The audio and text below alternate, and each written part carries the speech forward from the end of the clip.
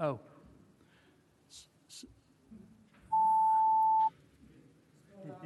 Do it that way. Senator Vogel, may I register you as here?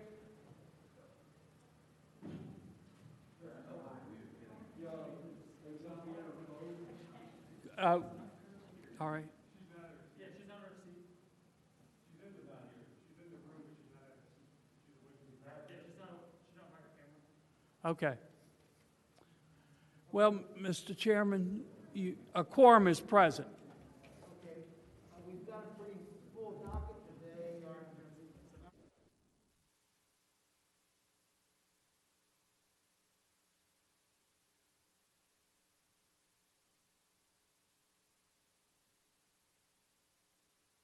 I apologize. We've got a full docket. My intent was to take up Senator Bell's resolution first, but I want to give courtesy to our committee chair who's got a committee meeting across the hall. Senator Peterson has two bills, 1236 and 1233, and I think he's going to, I'm not sure which bill he wants to take up first, but. Mr. Chair, if I may take 1236 first. Okay. Mr. Chair, members of the committee, thank you for letting me speak first so I can run across the hall. Is your mic on? Hello? Yeah. Y'all got me? Okay. Mr. Chairman and members of the committee, thank you for allowing me to speak first so I can run across the hall and chair my own committee. The first bill I have is Senate Bill 1236. This is the bill on campaign contributions by public utilities. This is a bill that I brought. I believe this is the third year in a row. Is it exactly the same as the one last year? It is the same as what we had last year. I know that went through a couple amendments, but it was the same as I believe the final version we ended. And just as a preface, and I know those of you that are veterans in this body probably know the backstory, but I know we've also got people listening in. The derivation from this bill arose from a piece of legislation we had called the rate freeze in 2015, which we passed, which essentially suspended rate review by the State Corporation Commission of our electricity rates for 3 years and led to about a $1 billion windfall for our monopoly utility, Dominion Power. And I brought a bill in 2017 to suspend the rate freeze. If you will recall, the rate freeze was initially justified based on President Obama's Clean Power Plan. And of course, when President Trump became the president, the whole justification had gone out the window. But regardless, we kept the rate freeze in place and to the distinct disadvantage of our consumers in Virginia. Based upon that, I came to the somewhat shocking realization that perhaps money in politics was making a difference, and perhaps in a difference that was not correct, perhaps in a difference that was frankly not, in my opinion, proper. And so I brought a bill to basically limit and then just simply prohibit donations that would be made by public utilities, which are defined in the code under 56-232 as basically those monopoly providers of electricity, among other things, but those that are granted a state-regulated monopoly, and effectively we allow them to set rates, which nobody has a choice. You have to contract with Dominion Power in order to procure electricity. So the bill could not be simpler. I think you could have read it in probably 15 seconds. And I know I have witnesses, so Mr. Chair, I will defer to those witnesses. Thank you. I think the bill is simple, and we've seen it before several times. Are there members of the committee that have questions of Senator Peterson? Yes, Mr. Chairman. Senator Eben. It says not only shall the utility make campaign contributions, but nor shall a political committee established by such utility. Does that mean that employees could not form a PAC, or is that separate? I think that would cover that. No employees could make contributions on their own. An employee PAC in support of a particular issue would be Right. okay. It's just not the company itself. Right. Mr. Chairman. Well, I mean, employees can make contributions. The company cannot. As long as it's independent of the company, it's fine. Mr. Chairman. Senator Serval. Thank you, Mr. Chairman. Senator Peterson, I believe maybe what Senator Evans is getting at, he speak for himself, but I know at the federal level, corporations are prohibited from contributing directly to candidates, and so the way that companies often operate is they ask their employees to contribute to a political action committee, and then somebody with the company then decides how that money's spent, but the money that goes to that committee is all made up of money that comes from individuals. And so, and federal PACs are allowed to contribute in our races.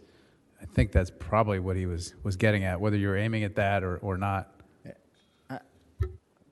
I'm just going to rely on the plain text of the bill. It says, nor shall a public utility or political committee established by such public utility make any such contribution. If employees organically on their own form a PAC or they make donations, that is not covered by this bill. If the company, as a matter of policy, establishes that PAC and directs people to make contributions to it, that would be covered by this bill. Are there further questions of Senator Peterson? Mr. Chairman? Senator Ruff? Do we prohibit any individual or company in the United States from contributing any amount of money to campaigns? Federal law does, yes, sir. To the state races? So Federal law to United States candidates to the United States Congress, for example, yes. Well, we're not talking about Congress. We're talking about campaigns in Virginia for statewide office. Okay. Right now, we have no limits other than foreign citizens cannot contribute. I believe 45 other states do have such limits. That's my next bill, so you're getting a little bit ahead of me, but that would be a limit. So billionaires from other states can put as much money as they want in. That's my next bill, and we're going to Okay. get to that. All right. Mr. Chairman, if I could ask That's this all right, question. yes. Is this prevent a subsidiary of a Virginia utility from giving if that subsidiary is in another state? I'd have to go and look at the definition of 56-232, but my expectation would be as long as it was directed on behalf of the parent company. That's kind of the way I'd interpret it. Senator Boysko's next. Thank you, Mr. Chairman. Question for the patron. Yes, ma'am. Thank you, Mr. Chairman. Could you explain why you've changed the bill from last year's to this year? What the difference is? Because I know you carried this bill last year. Okay. When you say changed it, how so? Well, last year's was just a clean, no candidate or candidate campaign committee shall solicit or accept contributions from any public service corporation as defined by 56.1 or political action committee, and then... I had some conversations actually with other members and felt public utility was a more precise definition of what we wanted to get at. Public service corporation is a broader definition, so I think that's the reason why. I mean, if you want to make a public service corporation, I'm happy to accept that as a friendly amendment, but I think for my purposes, public utility is more precise at this point. Are there further questions of Senator Peterson? If not, we have 5 minutes aside for the people that want to speak to this bill. 5 minutes for the pros, 5 minutes for the cons. Mr. Chair, I had my light on real quick. Senator McClellan. Thank you, Mr. Chair. Quick question to the patron and following up on Senator Boysko's. I believe there was a substitute last year for your bill, and what we ultimately voted on in committee last year was public utilities, correct? Which is what the bill is now. I think it was. I think we had this same colloquy last year, and I think we agreed on the language public utility, so that's where I started with. Thank you. Okay, I think we're ready for public comment now. First, the people that are for the bill. Emily Little, you'll be the first to speak. Chris Nolan, you will be on deck to speak next. Chris Nolan's a no, so you only have 2 speakers? I'm sorry. You know I've got people in queue. Ms. Little? Yeah, my apologies. There's a bunch of people signing up now. Give me a second. Hi, if it's okay to start, I'm Emily Little. I'm a mom and a registered nurse. As you can see, I'm virtual homeschooling right now, so I apologize for any pirate interruptions that happen in the peanut gallery. But I actually came to speak to this bill last session, and I still feel that it is one of the most important things that we need to pass this session. Dominion Energy is a group that is overcharging our ratepayers. And the people that they're overcharging are single mothers. They're overcharging soccer coaches. They're overcharging people with coronavirus. They're overcharging workers in nursing homes who are living paycheck to paycheck and yet keeping alive the elderly in our state during this pandemic. And the idea that they can give money to the people who have to regulate their rates is insane to me, that we remain in this present day allowing that to happen when, as we know, so many people, we are paying so much money to have people's power not shut off while Dominion continues to make tons of money. And if that's not complicated and not a conflict of interest, I don't know what is. So please, please, let's keep Dominion Power and the other utility companies to the same standards that we keep everyone else to. Thank you for listening. Thank you, Ms. Little. Are there other people that want to speak in favor of the bill?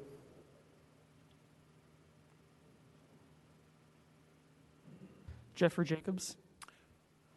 Okay. Thank you. And that testimony was great. I'm Jeffrey Jacobs from Herndon, Virginia. I do want to cover another issue, broadband, because one of the protected people under the State Corporation Commission is, of course, Verizon. And Verizon is maybe stifling. I don't want to say that mean, because I do not want to malign the corporation, but let's just say Virginia is at the bottom level of broadband connectivity. Mothers have to go to a library just for their children to do schoolwork. This is a travesty that we need to fix. And I think that because they can give any money to a politician, you guys are honest, I believe you guys, but it just does not look good. And that's why I hope that we, at the 5th to the last state out of 50 states, for campaign contributions from corporations like this, that I hope we pass this bill so that we can be safe from impropriety that may not ever occur, but just the look of it. Thank you. Thank you. Are there others that want to speak in favor of the bill? I would like to. David Kubrick. Okay, Mr. Kubrick. I'm speaking as a board member of two groups, the Nova Climate Coalition, which is an informal coalition of 12 progressive and climate groups in Northern Virginia, and also as a board member of Our Revolution Falls Church, which is a progressive Democratic group. And our boards and our larger membership strongly favor this bill. Like the last speaker, we feel there's an inherent conflict of interest in allowing these utility companies that are regulated by the government to make such large contributions. I believe that they have collectively in the last 25 years contributed over $15 million. And it seems that it makes us ordinary citizens at a big disadvantage. And we believe that when that type of money is allowed into the system, and we believe this is correct, the system has the appearance and the reality of being rigged. And so in order to better restore our faith in democracy and to address climate change effectively, we believe this bill should be passed. Thank you. Thank you very much. Are there others? We only have about 20 seconds. Dick Nichols. Okay. I can do it in 20 seconds. Is that okay? You're down to 16. Virginia, owned and operated by Vetco, has been a byline for ages. It's time that that gets put to bed. Thank you. Okay, thank you very much. And this is Janet Boyd from the League of Women Voters. I only need 2 seconds. And I just want to thank you for this opportunity to testify in support of SB 1286. Okay. When public service corporations are just one example of companies that are in a unique position to influence elected officials whose duty is to regulate these companies. Thank you, ma'am. Thank you very much.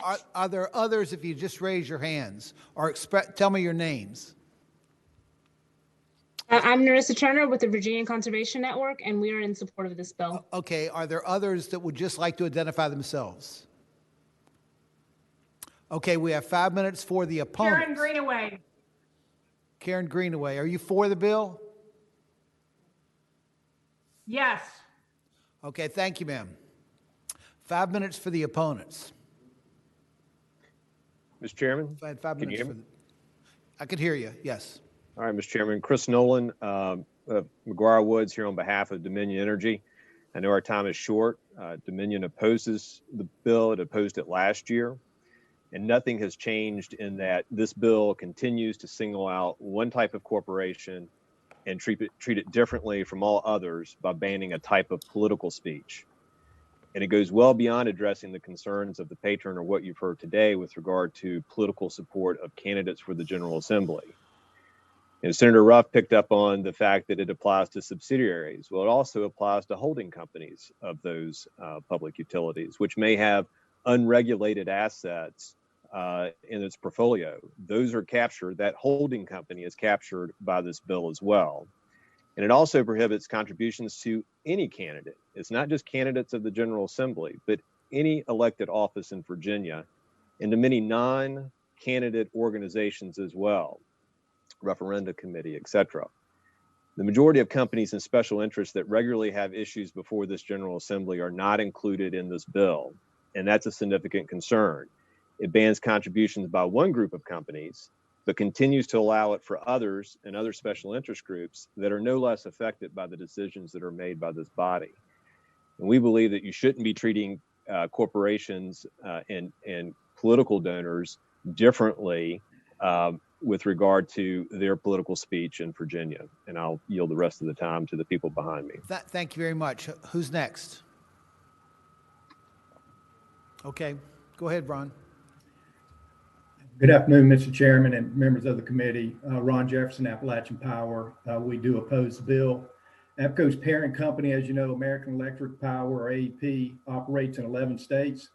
In the 11 states, some prohibit corporate contributions from all corporations, and others have limits on all corporations, but nowhere in the 11 states do we have only certain companies prohibited from making political contributions.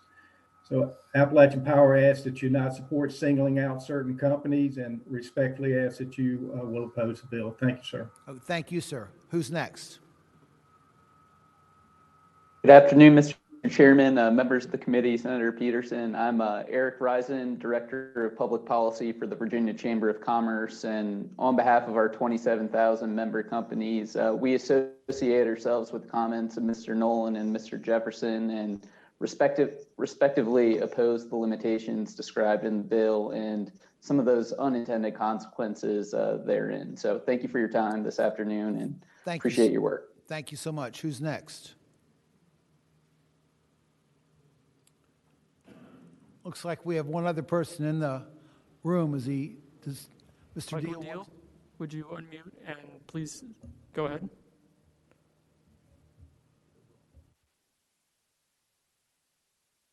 No, I'm sorry. I wanted to speak in favor. Oh, well, if you just identify yourself, if you're with a group, tell us what group you're with. We've already used about 5 minutes for that, for the people that are in favor. I'm with the group of Move Money Out Virginia, a group of cross-partisan citizen advocates in Virginia. And we're in favor of the bill, and we would also encourage it to be amended to include a total ban on public service corporations. Okay, thank you, sir. We've now heard from the public. We've heard Senator Peterson. Is there anything you want to say to just kind of close it out? Yeah, thank you, Mr. Chair. Let me just make a couple points. One, the majority of states ban all corporate contributions. So we're a little bit unique in that we allow corporate contributions. I believe it's 4 or 5 states have limits on contributions. So I believe we're pretty much the only state that has unlimited unlimited corporate contributions. So no other state that I'm aware of allows a regulated monopoly to make donations like we do in Virginia.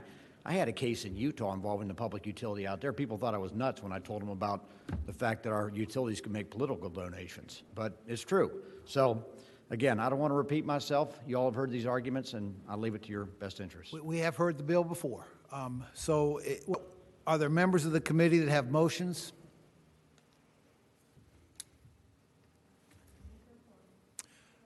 A motion and a second to report. Are there further motions? I'd ask the clerk to open the board. Vote aye if you're in favor. Senator Sproul, destroy the roll. No, he just called for Hobie. Okay. He hadn't voted yet. Senator Vogel, how do you wish to vote? Thank you. Senator Vogel votes no. Okay, Senator Sproul, have you got it figured out yet? Okay.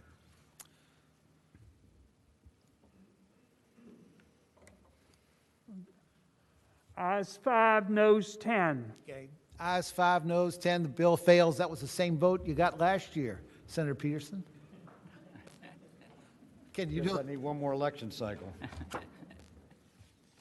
Okay. The next bill is 1233.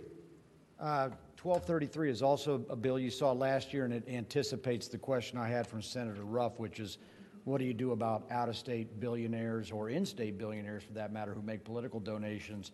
Under this bill, you cap them at a $20,000 donation per cycle. There's nothing magic about $20,000. You want to amend it to make it more, make it less, I really don't care. It does have pretty strict definitions about who can make donations or how you allocate them between family members. It is generally consistent with federal law, other than I don't make the primary general distinction, which I always found was incredibly annoying. Not that I'm ever going to run for Congress, but people that have run for Congress said avoid that. But the bottom line is it just puts a cap per cycle of $20,000 per candidate.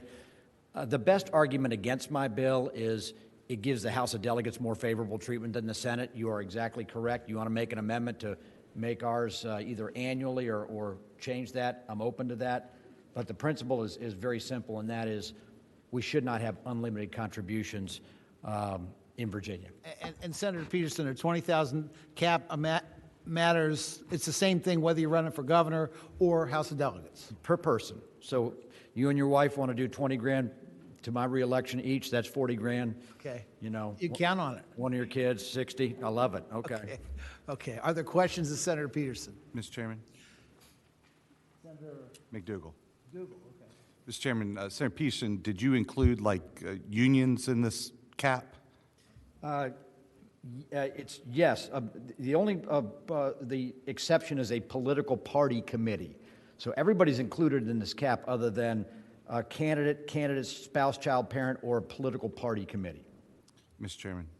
Senator McDougal. But this doesn't prevent an individual, one of those wealthy individuals or groups, from running hundreds of thousands or millions of dollars worth of ads as independent expenditures, correct? They can do that under the federal system also. Mr. Chairman, one of the things is we have this conversation. I think it's important for us to point out that when we put in limits, we do these things, in my opinion, it reduces the transparency and it takes it away from elected officials and puts it with those larger groups that are running these things, and nobody knows who they are. So you set up an entity that's from out of state. It's got, Virginia for Good Government is the title. Nobody knows who's with that entity. They spend millions of dollars on ads. At least this way, if you don't like the person that gives the contribution, we disclose it. Everybody in the public knows, and you can say, chap, I don't like the person who gave you money, so I'm not going to vote for you. And so my concern about all these things is it actually makes it less transparent, and groups out of Virginia or in Virginia are able to impact the system, and it's less the elected official being responsible for what they're doing. Well, it wasn't a question, but I'm happy to respond. Don't you agree? I don't agree. I don't agree. And I'll simply say that look, money's like water, it flows. I understand that. That doesn't prevent us from building dams, okay? That doesn't prevent us from putting up barriers. And every other state that's enacted a barrier, that's enacted some type of campaign reform legislation, it's stayed in place, and that includes the federal government. So, yeah, I get it. We all talk about transparency as if our constituents are tapping on VPAP 24/7. But I've seen how individuals can come in and change the trajectory of a race that have never even visited the jurisdiction. I saw that happen in Fairfax County a year and a half ago. So I'm not okay with that. To me, it's appropriate to have limits on how much money can be contributed by one individual. And you want to talk about, transparency? Sure, transparency. But I do think that there needs to be some type of level playing field for those of us that are not billionaires. Are you done, Senator McDougal? Senator McClellan. Thank you, Mr. Chair. A follow-up question to Senator McDougal's that may be more appropriate for staff, but isn't it the case that any expenditure in support of or in opposition to a candidate can only be made through some sort of committee that registers with the State Board of Elections and files campaign finance reports? So unlike under the federal system, if any independent expenditures were made on behalf of or in opposition to a candidate, we would have full disclosure under Virginia law. Is that true? Mr. Chairman, Brooks. Senator McClellan, sorry. It is true that if an entity makes independent expenditures to a certain level, they would have to either disclose those independent expenditures as the entity. So if it was just a corporation, they would have to disclose that their corporation made those independent expenditures. Or if they qualify, they may have to, in certain cases, register as a political action committee if they meet the definition of political action committee. And then they would disclose regularly as a political action committee. But those independent expenditures, as you say, if they're for a particular candidate, those would be disclosed, yes. Thank you. Senator McClellan, or you have other questions? No, I'm done. Thank you. Okay, are there other questions from the committee? Mr. Chairman. Senator Bell. Mr. Chairman, I remember we had this bill last year, but I don't remember the answer to this question. If you would indulge me, and I was trying to look to see if I could find it. We have, for instance, the Democratic Republic caucuses have their committees, their PACs. Would those be also under the restriction, so no more than 20,000 from them? No, political parties are specifically exempted. So, again, it's a candidate, the candidate's immediate family, and the political party committee. Follow-on question. Senator Bell. Thank you. If a candidate was very wealthy, they could still put in whatever they wanted to. Is that correct? That's true. And that's U.S. Supreme Court, and I think it's Buckley v. Vallejo or one of those. I know Senator Vogel would know it, but you can't prevent a candidate from self-funding. That's a First Amendment issue. Yeah. Mr. Chairman. Senator Bell. Speaking to the bill briefly. I really like the bill. I like a lot of what it's doing, but frankly, I think it does disadvantage people who are not wealthy if a candidate is very wealthy. And I understand what you're saying about the Supreme Court. I know we had that discussion last year. You know, I could support something more like we had limits on an entire election. I know many states do that, and they try to attack this other ways. But I have to agree with Senator McDougal. Dark money can still flow in, and it makes transparency maybe even less likely. I thank you. Okay, are there further questions from the committee? If not, we'll hear public comment. 5 minutes for, 5 minutes against. Are there those who would like to speak in favor? Yes, Mr. Chairman, this is Nancy Morgan. I'm the coordinator for the Virginia chapter of American Promise, a group working on getting money out of politics.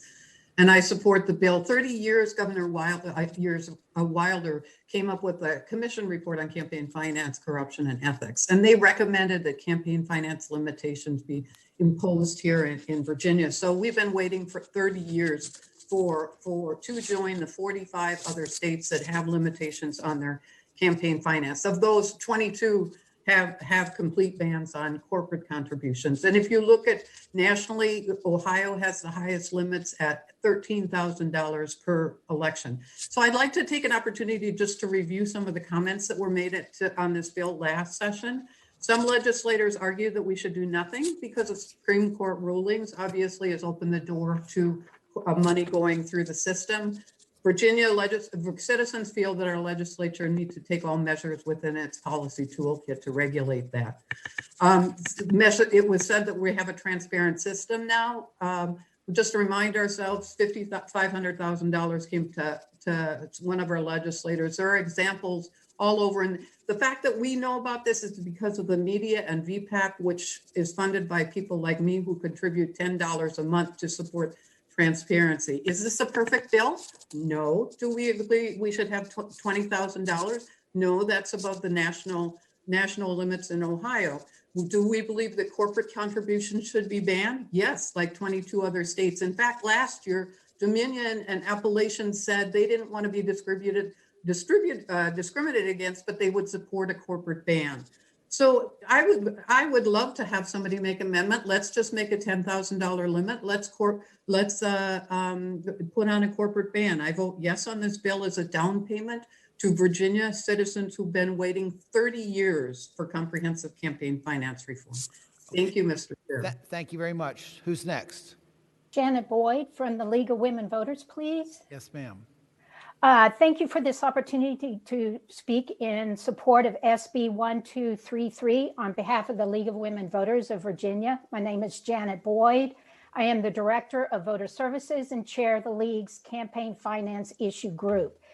The proposed $20,000 limitation is more than reasonable based on the current national average limitation for state races of approximately 6,000 for governor, 3,000 for a senator, and 2,500 for a House member. I urge you to approve this bill. Thank you very much. Thank you very much. Who's next? Jeffrey Jacobs from Herndon, Virginia. Oh, thank you, Mr. Chair. I'm sorry for speaking over you. I just want to say I am rising to support this bill. That's all I want to say, Chair. Thank you. Okay. Thank you very much. Are there others?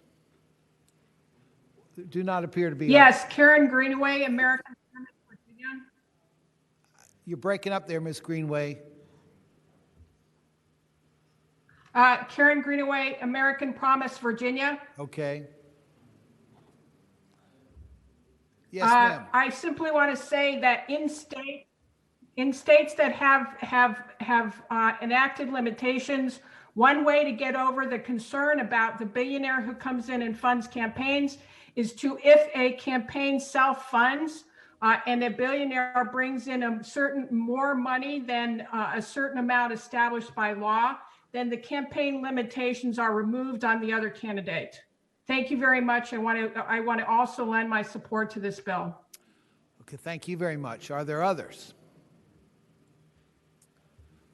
Are there other people that would like to speak in favor of this legislation?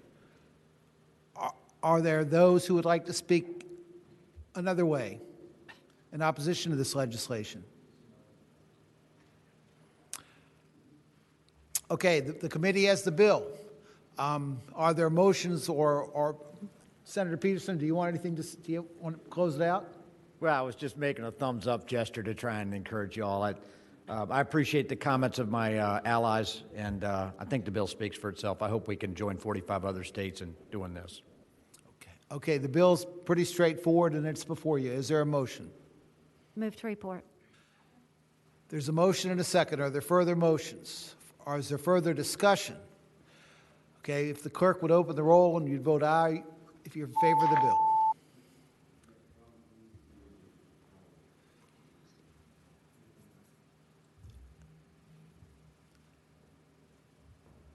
Senator Vogel, how do you wish to vote? Senator Vogel votes no. 6, noes, none. Okay, Senator Peterson, the same vote as last year. He's consistent. Okay, thank you, Mr. Chair. I told Senator Bell that we would take up his resolution next, and I want to impose pretty strict limits on this. First, I want to say within because this involves a matter of discipline, Senate Resolution 91, it's discipline of a member of the Senate.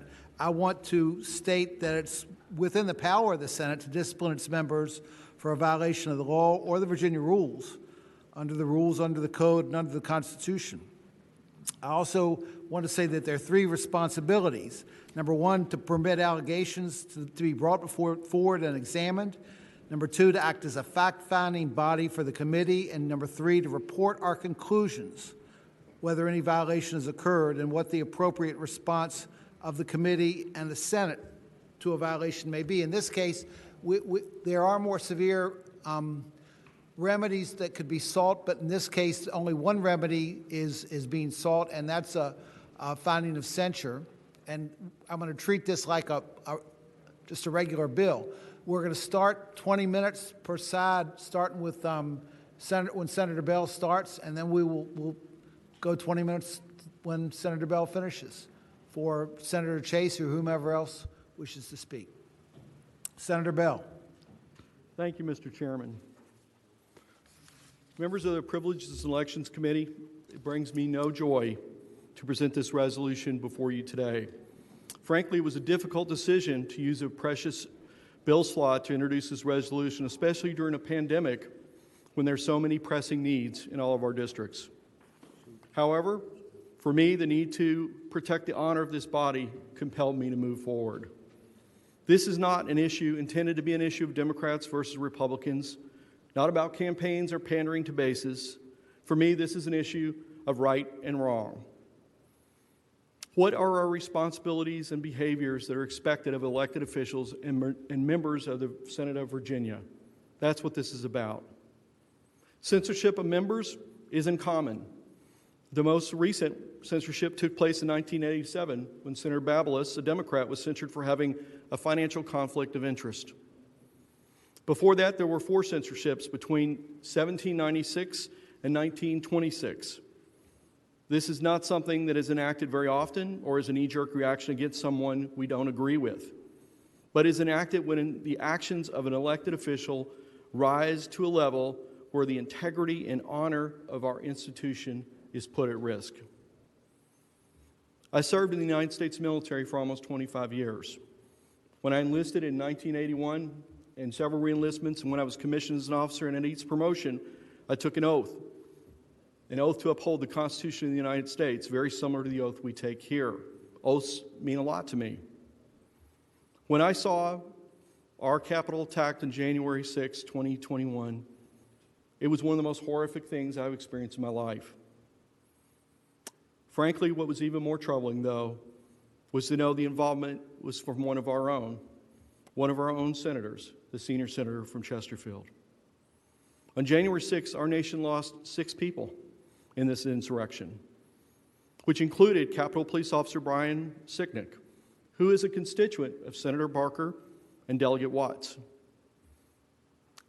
Today, I'm going to present this resolution, and I believe that the deliberation really comes down to 3 questions. 1, did an insurrection against the United States take place on January 6th?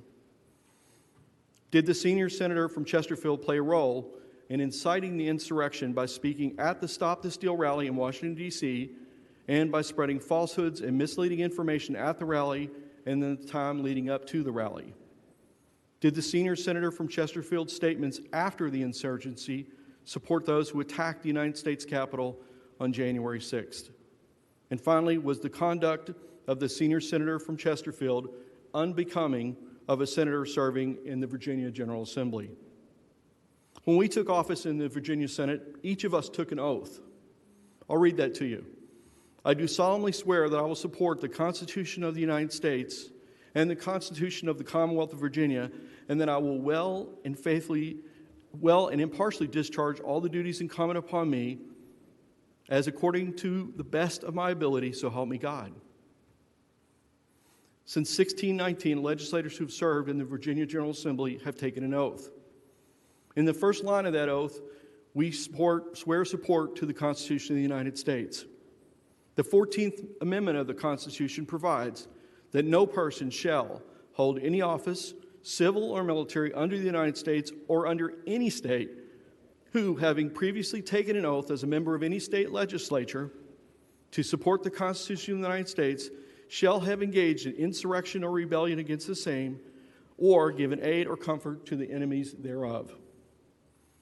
Today, I will detail statements made by the senior senator from Chesterfield before, on the day of, and after the attack against the United States Capitol on January 6th. And I believe the inflammatory statements and actions violate our oath and are unbecoming of a senator in the Commonwealth of Virginia. Leading up to the January 6th insurrection, the senior senator from Chesterfield posted, "Make no mistake, we are at war." In the same post, she also supported the call for martial law, falsely claimed the Democratic Party hijacked our 2020 presidential election and committed treason. She went on to say, "Where the hell are the Republicans?" I ask you, who is the war the senior senator is referring to against?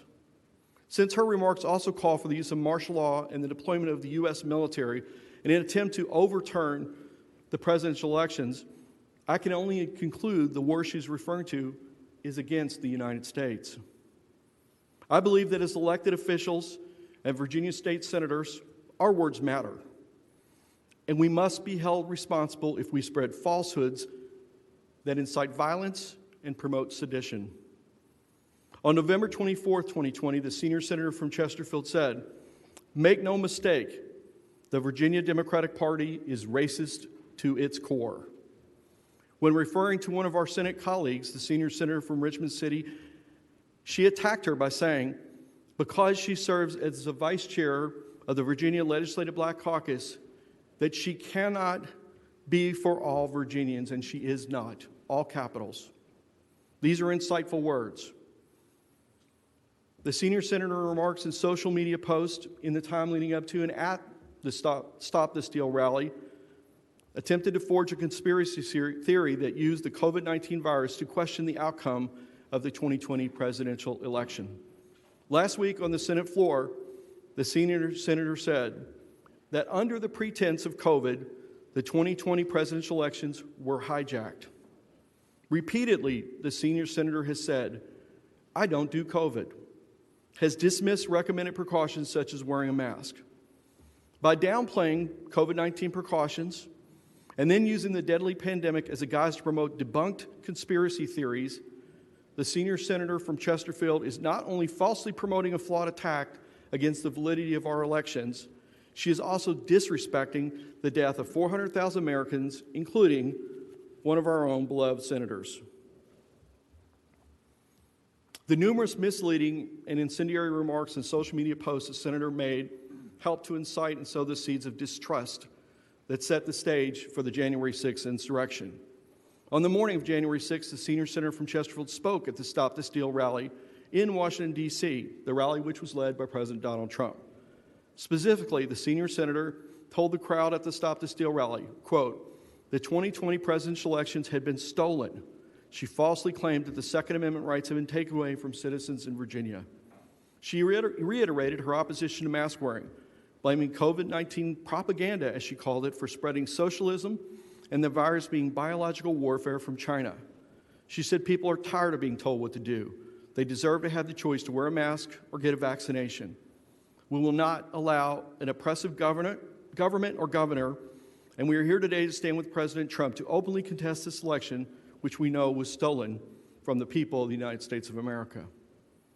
The allegations the senior senator made to the crowd about the 2020 presidential elections have been dismissed case after case around the United States. And as a gun owner myself, living in Virginia, I can personally tell you that Virginians continue to have the right to bear arms. In another video, which was filmed the evening of January 6, 2021, the senior senator thanks everyone for coming out and supporting our president. She goes on to say, when a government comes after a constitutional right, we have every right and reason to resist. And resist we did. Words have consequences. As elected officials, our words also have the power to lead others astray. Words can incite, words can lead to action, and they can lead to tragedy. To put the scale of the insurrection into perspective, 6 people died in the insurrection.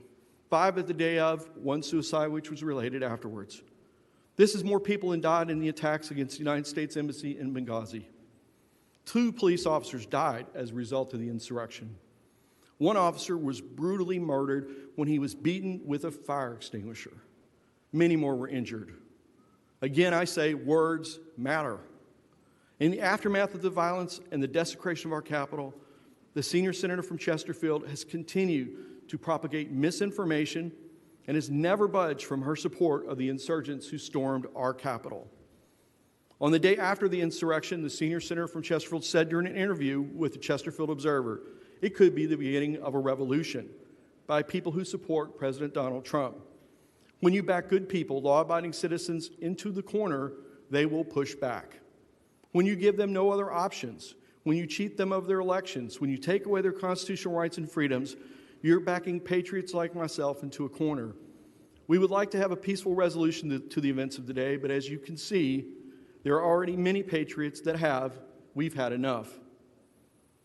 On January 11th, she went on to say, I really wanted to go to that rally and do what I thought was being a part of history, in the sense that we were going to hopefully see some type of justice. Justice. I ask you to think about that comment. Was this insurgency that happened, seeking to turn over a lawfully conducted election and a sacred process in Congress, justice?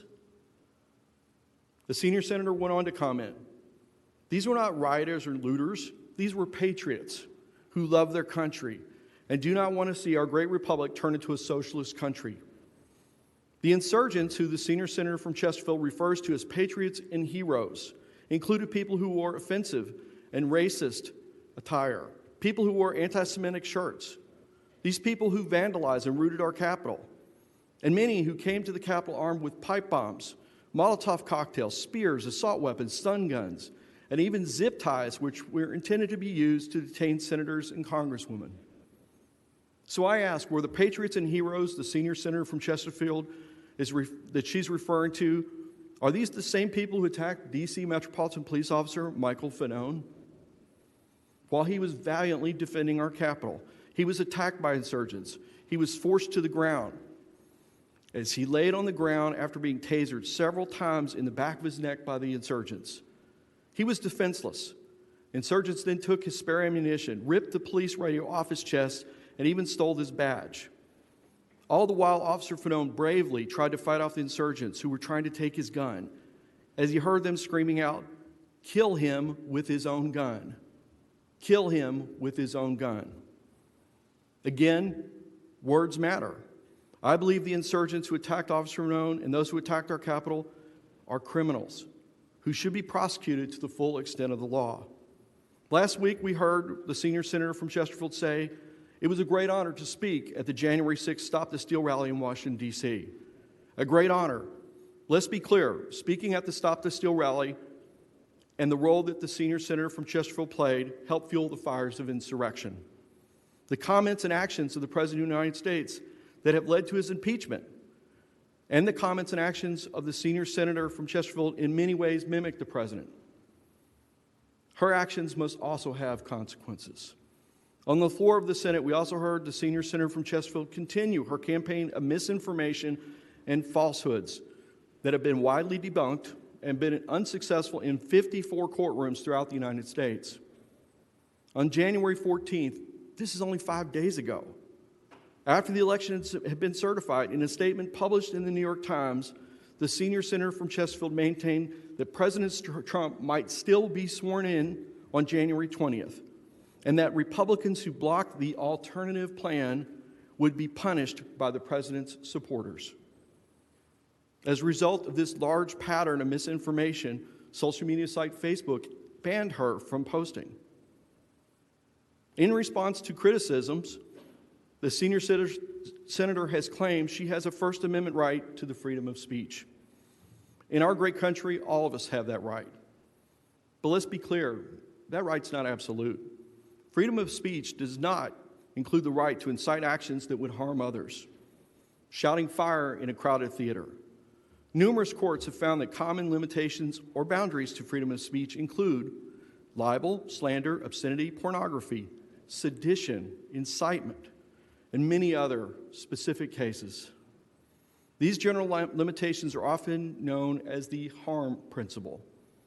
In the matter before you, I argue that great harm was done to our country and the reputation of the Virginia Senate. Our military academies have honor codes. As an officer trainee, I was sworn to uphold an honor code that said I will not lie, cheat, steal, or tolerate among us anyone who does. While we don't have the same honor code in the Virginia General Assembly, I ask each one of you, What is our honor code, and what will we tolerate? The Treason Act of the United States says whoever, owing allegiance to the United States, levies war against is guilty of treason and shall be incapable of holding any office under the United States. The Sedition Act of 1798 says, if any person or persons shall counsel, advise, or attempt to procure any resurrection, riot, unlawful assembly, he or she shall be deemed guilty of a high misdemeanor. In closing, I return to the question I asked you at the beginning of this presentation. Did an insurrection occur on January 6th? The answer, unfortunately, is yes. More than 125 people have been arrested, many charged with this very crime, and many more are still being sought by law enforcement. Did the senior senator from Chesterfield play a role in inciting the insurrection by speaking before and at the events of the day on the day of January 6th? She did speak at the rally. She made misleading comments which helped to flame the fires of distrust. I quote Senate Majority Leader Mitch McConnell, who said the pro-Trump mob that stormed the U.S. Capitol was provoked by the president and other powerful people as they tried to use fear and violence to stop a specific proceeding which they did not like. Did the senior senator from Chesterfield's statements after the insurgency support those who attacked the United States on January 6th? The answer, unfortunately, is yes. She's referred to those insurgents as heroes and patriots. Was the conduct of the senior senator from Chesterfield unbecoming of a senator in the Virginia General Assembly? Well, each of you must make that decision. But I argue that she has conducted herself in a manner unbecoming of a Virginia senator. I say to you again, I take no pleasure in bringing this resolution to you today, but I strongly believe our oath must mean something. Members of the General Assembly have been called keepers of the flame. This is a responsibility I hold sacred. As Virginia senators, we must be held accountable for our actions and our words, and we must be held to the oath we all swore to uphold. As senators in the body, we must be held to a higher standard. And I believe the numerous comments and actions by the senior senator from Chesterfield violate her oath of office and are unbecoming of a senator. Thank you. John, you can stop that. Are there questions of Senator Bell? Does anybody have any questions of Senator Bell? Are there other people in the room that want to speak in favor of this resolution? Do we have anybody? I don't think so. Do we have those who would like to speak in opposition? Senator Chase present. Mr. Chairman, right here to your right, or your left, excuse me. Senator Reeves, I apologize. I'd like to speak when appropriate to the measure. Is now okay? Now's okay. Mr. Chairman, as you know, we live in unprecedented times, just really unprecedented. You know, and I know that our nation is divided with deep fissures that are literally tearing our country apart and this Commonwealth apart. And let me be very clear about what I'm about to say. I understand where my colleagues are on the other side and why they're offended by the actions from the senior senator from Chesterfield, and that's why they brought this resolution against her, but I personally can't support it. You see, it runs counter to my sworn oath, like my colleague, to the Constitution of the United States. I'm bound by duty and oath to oppose this action because it strictly tries to condemn someone for free speech and right to assembly. It can't and shouldn't be condoned or reported out. You see, as I stated before, we live in unprecedented times. This country has dramatically shifted from the belief of freedom of speech to a culture of freedom from speech. Speech they don't like or don't want to agree with. And let me say that again. We have moved from freedom of speech to freedom from speech. The freedom to express yourself is a basic right enshrined in our Constitution, our Bill of Rights. It's a right that free men and women have died for, to include my own relatives. You see, this movement to extinguish free speech is a threat to the bedrock of our democracy, and if it continues, will make the chasm that currently exists wider and I believe cause us to collapse. When something someone says offends us or hurts us, our feelings there is a prevailing call to snuff it out and demonize the speaker. We have moved to sensitivity censorship that builds, quote, safe spaces And we've seen schools of higher education who ban specific speakers who hold a difference of opinion, and they're mostly conservatives, where they're classified as hateful or hurtful speech just because they have contrary views and espouse those views. It's often referred to as political correctness, but I want to call it something else. I call it suppression speech. Members of the committee, as much as you don't like what Senator Chase has said and her actions, I can't suppress her right to offend, or we'll soon all be condemned. Like my colleague, Senator Bell, I served as an Army officer, and in that role under the Uniform Code of Military Justice, there lies a section that talks about conduct unbecoming a commissioned officer. That code details what is expected of those empowered in leadership. The U.S. Senate has written it into their rules, a section that addresses the same conduct unbecoming a U.S. Senator. But to my knowledge, we have no such section that I'm aware of in our own rules. Maybe we need to add that section based on this issue. Whether we want to believe it or not, the people who elected us to office hold us to a higher standard of conduct, and I agree with my colleague. And that's what this resolution should be addressing. Not what Senator Chase has said, but her conduct over the period of time, which I can't support or condone. This country and this Commonwealth needs leaders of high moral character, willing to bridge the gap and bring people together. We need leaders that can heal our nation and our Commonwealth. And I don't really know about everyone else, but I'll tell you, I try to live by faith and walk by sight. And I often look to Scripture, and this is what Scripture has to say. In Titus 3:10 in the Bible, the New Version, it says, warn a divisive person once, then warn them a second time, and after that have nothing to do with them. That's what I've chosen to do, and I'd encourage the others to do the same. Thank you, Mr. Chairman. Thank you, Senator Reeves. Are there others who would like to speak? Is Senator Chase here? Senator Reeves, the question I wanted to ask Senator Chase was related to her speech last week on the floor of the Senate when she said that the people that invaded the White House, invaded the Capitol, were patriots, not thugs. And I was going to ask her if that included those of those great patriots that murdered a police officer and those that assaulted police officers. Mr. Chairman, I'm not here to stand in defense of my colleague or the things she said or anything else. What I'm here to defend is the right to say what you want to say. And I appreciate that. I don't know what the intent of Senator Chase is on any given day, but I can tell you her logic and ideals don't align with my moral compass. So I would think you would have to address that to her, Mr. Chairman. Thank you. Are there other statements or questions that people want to make? What's your pleasure with the resolution? Mr. Chairman, Senator Eben. I would move to report the resolution. Second. Got a motion and a second to report the resolution. Is this a motion that requires a recorded vote or a voice vote?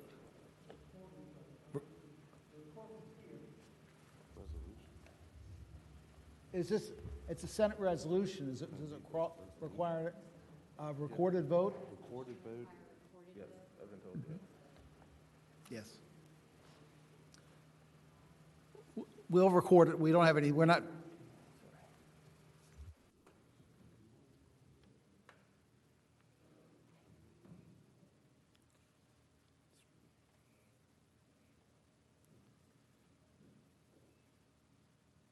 Okay, Senator Chase has apparently called in and asked for this to go by for the day and said she's not ready to appear before the committee.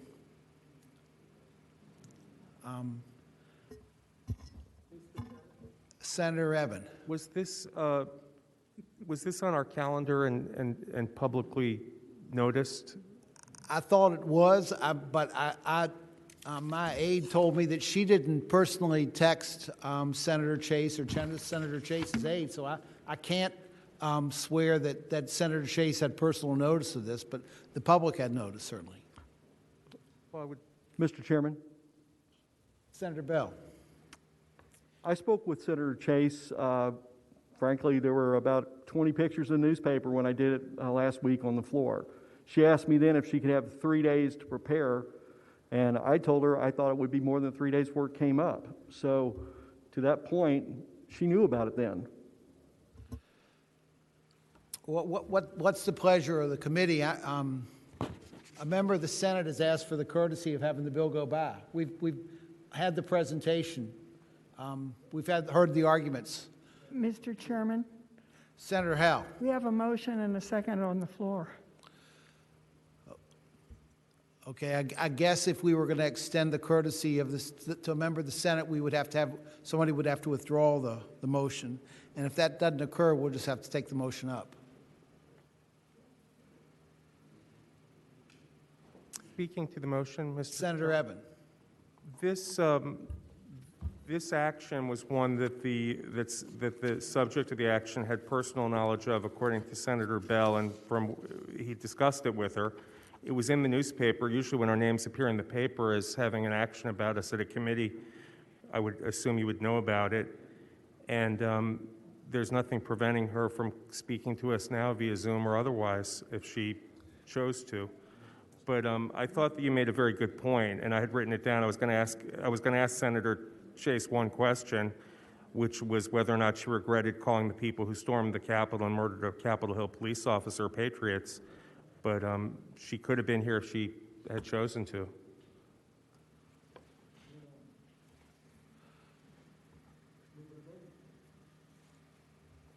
Do we want to vote on the motion, or well, we've got a motion before the committee then? Well, she can speak on the floor. That's correct if the motion passes. So, Mr. Clerk, if you open the roll. Senator Vogel, how do you wish to vote? Senator Vogel votes no.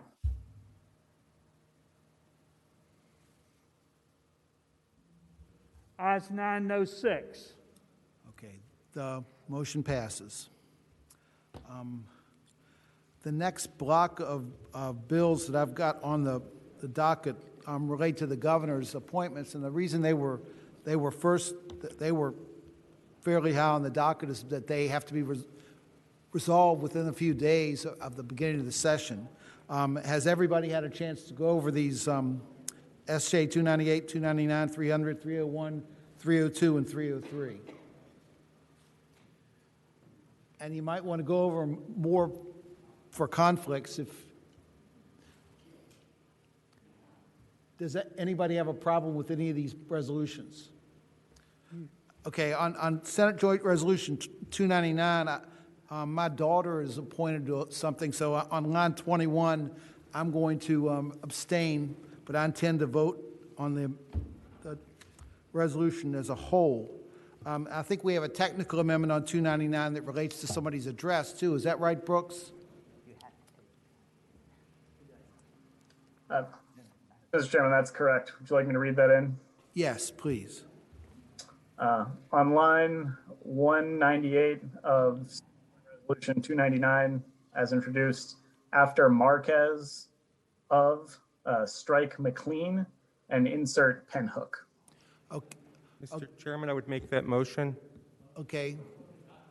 A motion's been made and seconded to amend Senate Joint Resolution 299 just to straighten out, correct someone's address. Is that all in favor of the amendment, say aye.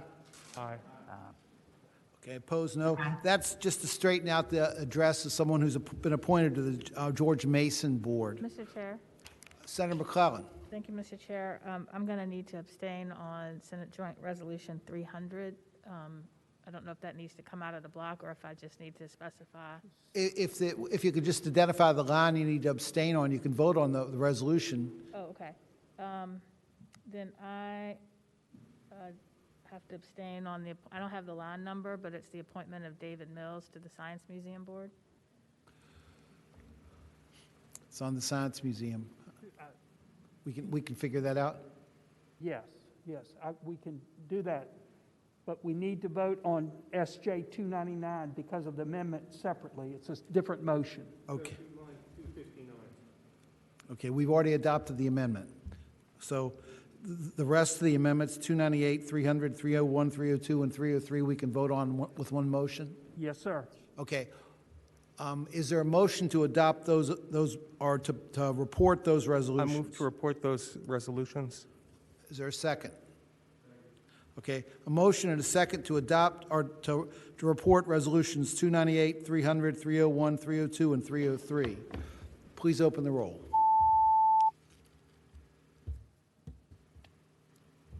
Senator Vogel, how do you wish to vote? Senator Vogel votes aye.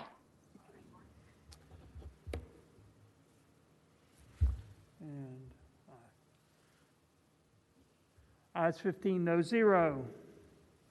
Ayes 15, no 0. Okay, then Senate Joint Resolution 299, is the one we offered, we had the amendment to.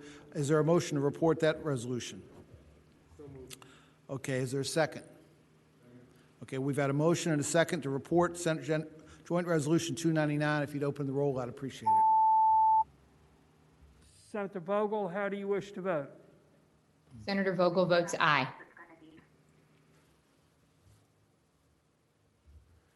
Ayes 15, no 0. Okay, that resolution is reported. Now the bills that are listed under regular docket, I've had a request of 2 patrons that the bills go by for the day. That's Senate Bill 1101 from Senator Eben that'll be heard next week. It's the National Popular Vote Compact. And Senate Bill 1395, it's of State Voting Rights Act by Senator McClellan. That will be heard next week as well. Is Senator Morsi in the room? He's across the hall, Mr. Okay, well, while we're waiting on him, Senator Spruill, if you want to take up Senate Bill 1111. Yes, sir. Mr. Chairman and members of the committee, Senate Bill 1111 is election preservation of order of poll power of the officers of elected. What we were trying to do is to remove the power of an officer's election in the event there are no law enforcement officer is in attendance, to appoint a person who is not a law enforcement officer to have all the power of a law enforcement officer within the polling place and an area. What we found out, let's say it was one of my precincts. Let's use Cabo, my heavy Democratic precincts. What happened was, instead of calling a law enforcement officer, we used a Democrat. It's a heavy Democrat. And people saying, hey, wait a minute, that person can't be there. That person's a Democrat. That person should not be the one to make any kind of decision. Let's say it was a heavy Republican precinct, and they appoint somebody there. So what we were saying, let's use what the law says, let's use an officer. And in Chesapeake, we could call an officer and they're available themselves to us, not to appoint a Democrat to do that, and everybody know this person a Democrat, because if something go wrong, we could say that person made a choice because they're a Democrat. So we were trying to stop that by saying, call the Chesapeake Register office, say we can call an officer like it should be to be in the polling place. So all we're trying to do is stop to inviting a friend or a Democrat or Republican or whatever it may be to be partisan. That's all it's doing. Okay, so the whole idea is just to prevent a partisan from being appointed as law enforcement? Yes, sir, that's what it is. Okay. Are there questions of Senator Spruill? Are there people in the public who wish to speak on this issue? Anybody in the room? There are a few people, Mr. Chair. Give me a moment to bring them in. Are there, well, I want to do the same that we did on the other bills. 5 minutes for the fors, 5 minutes for the againsts, for the cons.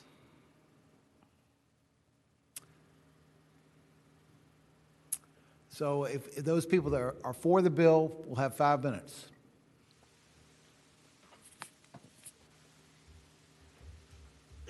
Sure. Thank you, Mr. Chairman and members of the committee. My name is Irene Shin, and I'm the Executive Director of the Virginia Civic Engagement Table. We're a coalition organization with more than 50 members who serve a diverse set of communities across the Commonwealth.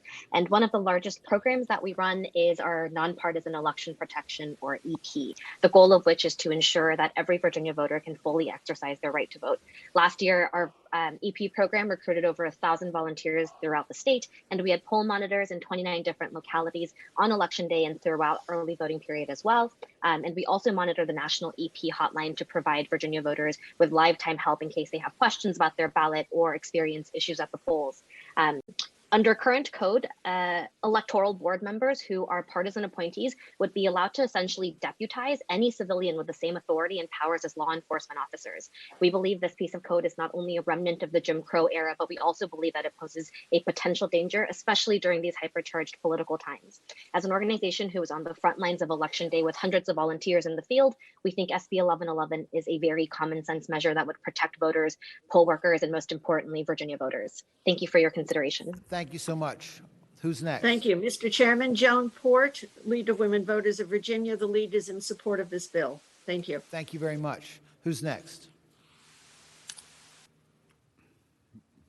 Are there others? Then I guess we'll go to those people that are against the bill. 5 minutes. Who's against the bill?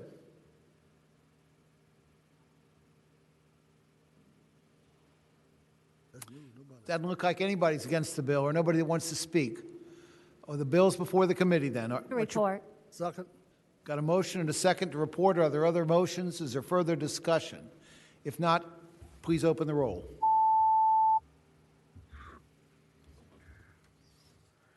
Senator Vogel, how do you wish to vote? Senator Vogel votes aye. Okay. Ayes 15, no 0. Thank you very much. Is Senator Morrissey here? I just texted him. He'll be right back. He'll be right back. Okay, well, is Senator Favola here?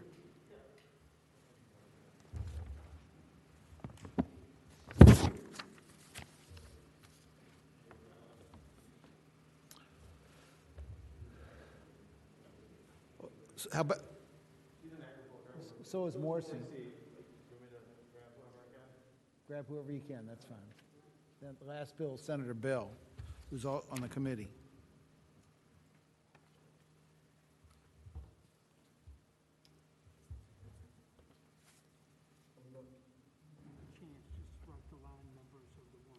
Okay.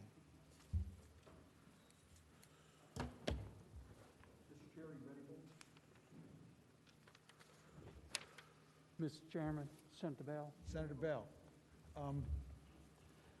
do you have a bill? Will it take long? Hopefully won't. Okay, you want to take it up? 1239. 1239.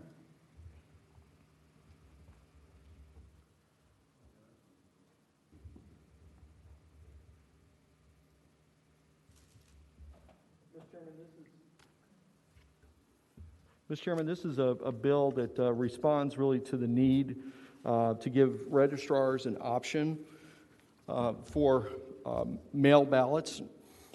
What we've seen definitely in this pandemic is with the large number of mail ballots, many of our registrars have struggled to meet the demand and have had to have tables and large rooms filled with trying to fold ballots and get them out, and it's taken away from other duties that are their primary responsibility. This bill wouldn't require anyone to use this service. It would just put another tool in the tool bag of our registrars. The bottom line is absentee ballot is more prevalent, especially in many local elections. In my county, Loudoun County, which is a high-growth county, in 2020 there were 156,649 ballots cast early. Many of these came in through in-person absentee voting, but many ballots were still through the traditional mail-in absentee process, which is tedious, requires a great deal of staff work to prepare the ballots for mailing. By giving registrars the ability to hire a firm that has the best equipment for it, it actually will increase accuracy and save time and often save money because workers can do this. I would call this a little government bill because it takes away a function and goes to private sector to help them to do this function. And again, if you were to look at some of our more populated areas, this task is a huge job to do it, to get these out. This would authorize local election officers to contract with third-party vendors for the preparation, assembly, and mailing of absentee ballots. These offices are already working with third-party vendors to print ballots for the election. This would just allow them to finish the process, a process which is used in many other states already. It also is a process that, frankly, would greatly increase, again, the efficiency and accuracy and, frankly, put the best resources towards the task at hand. How many states is this being used in? Do you know? I'm going to defer to David Scott, but I think it's 17. 17, okay. I'm sorry for interrupting you. That's all right, Mr. Chair. That was the last thing I was going to say. I'm ready for any Are questions. there right now. questions for Senator Bell? And I know David Skiles is online. He would like to- 1239. Mr. Chairman. Senator Reeves. Senator Bell, they already do this in some of the localities, is my understanding. Fairfax and some of the others have these outside entities print their ballots. My question would be that Senator McDougal brought to me too, and I do have this question. Once they send them to a third-party vendor, that vendor's a mail house, respectively. What if they have the wrong address? Who checks that to make sure to verify that? The registrar supplies the list to the third-party vendor prints them, sends them, and then they come back to the registrar's office. But who scrubs that list to make sure it's correct, other than the registrar when they first send it? Mr. Chairman, there would be, on the registrar, there's generally checks and balances and audits required prior to them sending out the ballot, whether they would do it themselves or they would contract out to do it. Now, this would just give them the option to contract. It doesn't specify the methods which they would use. So the registrar could actually still have a representative in the printing house. However, they put out their RFP for services. So they could have involvements there to do another check if they chose to do that. Or they could also have use an automated list to bounce up against with a firm they hire. So most of the time, I would say, before they get to the point of mailing, they're already doing the audit and double check on that. Because at that point, you're going to have to redo labels, and it takes more time to go back and correct errors. That's your question. Are there further questions for Senator Bell? Mr. Chairman. Senator McDougal. Guess my concern, and probably why I'm going to vote red on this one, is just my understanding now, the process that you're required to do is the registrar creates the list, gets somebody to print that list, and then they're the ones that actually ostensibly review it, which we don't know if they actually review it or not, but the registrar then sends it out from their local jurisdiction. My concern, I think Senator Reeves kind of encapsulated it, is right now it's the onus on the registrar to review that before they send it out. But if it goes to the third-party vendor, and let's just say there's a mistake. In my local jurisdiction, it wasn't with ballots, but it was with bills for a personal property tax. There was a mistake with the third-party vendor. The county won their money. They weren't trying to make it a mistake. They weren't trying to do anything wrong, but things didn't go out right, and it created some problems in them getting things back. So that's where my concern is. If it doesn't come back to the registrar, there's not that requirement that somebody in their office look at it. And if Senator Bell can't respond I think there's probably somebody in the queue who has something to say, but I'll just give a very brief response. I mean, frankly, that error could happen right now based on the process they use internally.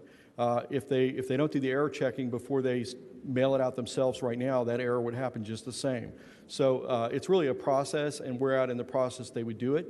I would argue again that having the right equipment and the professionals who do this every day would overall increase the accuracy of the overall process. Mr. Chair, if you want to turn it over to the speakers. Are there other questions for Senator Bell? If not, 5 minutes for the pros, 5 minutes for the cons, please. Open up the public comment. Mr. Chair. Senator Reeves has a question. I apologize. I think Mr. Skiles is trying to get in the queue to answer this question that Senator McDougal and I had for Senator Bell. If he can get in the queue, he might be able to help us with that. Mr. Chairman, this is David Skiles. I'm in the queue. Okay. Go ahead, Mr. Skiles. Thank you, Mr. Chair, members of the committee. David Skiles with the Vector Corporation representing O&G Dunn Company. Just to answer Senator McDougal's and Senator Reeves' question, there is a software program that most mail houses will use to scrub a list against addresses. So there is an inherent redundancy built in. Obviously, the list would come from the general registrar with the registered address. That would be ran against a mail sorting program that ensures that the address is properly formatted and correct. It's similar to what some of you might use during your campaign mailings to ensure there aren't incorrect addresses listed or improperly formatted. I think the other thing that I would highlight about this piece of legislation, in addition to what the patron noted, is there is a requirement on this bill to have the Department of Elections promulgate regulations regarding the security of that transmission of data. As Senator Reeves noted, most offices of elections, in fact, I think all offices of elections in Virginia contract with a private vendor to print ballots. So we're not necessarily recreating anything here. And I would say in most cases, those local offices are going to use their ballot printing company to do this. Mr. Chairman, you asked the question about how many states allow for this. That's a somewhat complicated question to answer because different states allow different types of voting. But I would note the majority of states that are moving in the direction of open absentee voting, states such as Colorado, Washington, Oregon, that have moved to all mail-in voting, allow for private vendors to send out ballots. And importantly, for the committee to understand, when the ballot is returned, it is not returned to the vendor. The return address would be to the local office of election. So if there was an issue with a ballot that was mailed and then rejected, that there would be a check there along the process, since the return address would be for the local election office. Certainly happy to answer any questions the committee might have, but appreciate y'all's consideration and appreciate the time. Okay, are there questions for Mr. Skiles? Senator Donovan. This is a layman question, I'll be honest, Mr. Skiles, and maybe to the patron. But as I look at voting security and allaying the anxiety that causes a lot of conflicts, I can't deny Amazon comes to mind. And I'm curious as to whether or not a third-party vendor would be able to track the vote from when it was mailed, register that it's received, and from the recipient back to the registrar. So we had that security that everybody's vote had been received, registered, and we knew it got to the actual person and back again. And I'm just curious if these third-party vendors can do something like that. Mr. Skiles, do you have any response to that? Mr. Chairman, members of the committee, Senator Donovan, I think I understand your question. What I would say is the Code of Virginia requires that these ballots be mailed in a certain class delivery. In fact, I think that might be a federal stipulation. Certainly, this would not change that. With respect to sending out ballots and tracking them, obviously, something like that, if I understand what you're asking, would be a rather expensive form of mailing. And so those costs would obviously be incurred by the private vendor, and I would assume be passed on to the Office of Election. So I think in most cases, these ballots would be mailed in exactly the same way as they are currently mailed in terms of class of delivery. The major distinction being that a private company in mailing so many ballots at one time, oftentimes will get a reduced postage rate. And so local election offices would not only save in terms of the manpower and resources that are required for preparing these mailings, they would also save in the postage, since office of or private vendors can get discount mail rates at an equivalent class of mail as what the offices are currently using. Does that address your question? Sort of. So, Mr. Chairman, if I could add to that answer real quick. that would help. Senator Bell. Yeah. My understanding is they could do everything you've asked, but to the point that Mr. Skiles said, it would be expensive because we're talking about a class of service that's greater than is normally used today. Would point out Social Security checks go out, income tax refunds, none of those have the services you're talking about, just because the great expense would be required to do it. So it would be, again, an option based on the RFP. If the registrar decided to do it, they would have the option to put that in the RFP and follow exactly what you wanted if they felt they needed that level of security. Ideally, I would love it if everyone had that level of security. I just think that they might be making tough financial decisions to do it. Mr. Chairman? Senator Donovan, I don't think she's done yet. Senator Evans, Just you're for next. follow-up, though, but it comes to mind, at what cost do we have confidence in our elections? And it is interesting to know, understood, it would require more money and would have to look at it again, but it is possible, is what I'm hearing, if we go to a third-party vendor as opposed to using the state resources. Mr. Chairman, my understanding is it is possible, and I don't disagree with you. We should put the money in to make this, to get to the point where we can all feel safe and secure about elections. I agree with you 100%. But it would also be possible by using the state resources. We just have to put more resources up front, right? Mr. Chairman, you could do it with the state. It would just be a big investment in equipment and expertise that you may not use every day. So a lot of times services like this that aren't used every day, it makes more sense to outsource them. I understand.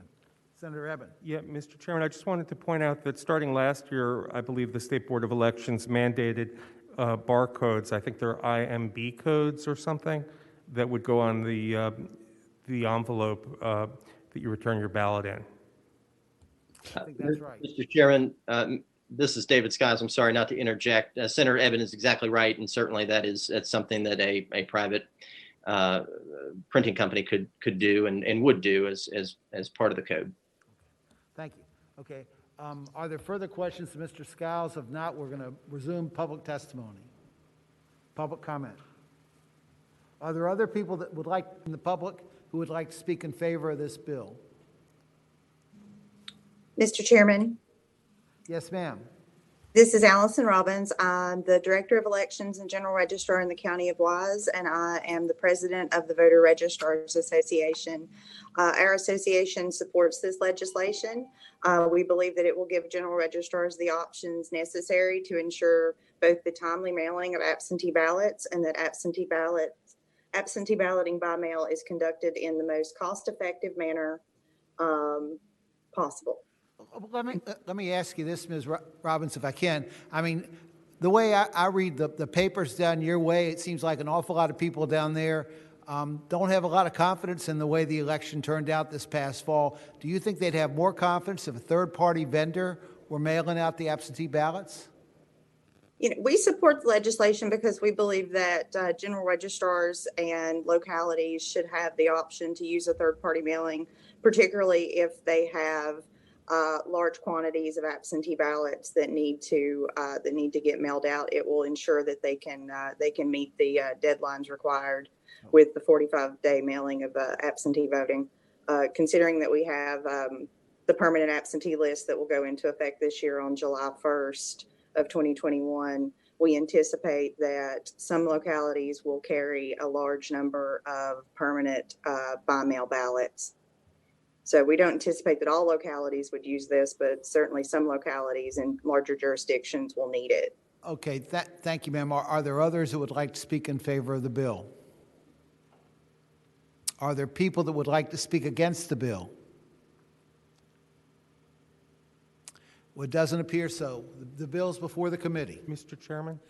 Senator Eben. I have a motion, but before I make a motion, I just wanted to say I had some questions about the bill initially, but the bill does require that the State Board of Elections promulgate regulations and include things such as secure and timely delivery of voter information. And I think the area that voter confidence breaks down is when mistakes are made. And if it takes sending it to a professional vendor that's approved by the State Board of Elections, if that's what they choose to require in the regulations or not, I think there's a chance that this could actually reduce errors, which is what we want to avoid. Okay, you said you had a motion? And I would move to report. Okay, is there a second? Okay, a motion and a second to report. Are there further motions, further discussion? If not, open the roll, please. Senator Vogel, how do you wish to vote? Senator Vogel votes aye. Ayes 11, noes 2, abstentions 2. Okay, bill's reported. Senator Morsi, I saw you back there. Are you still there? Yes, sir. I apologize for making you wait. Senate Bill 1281, I'd appreciate it if you'd give Senator Morsi your attention.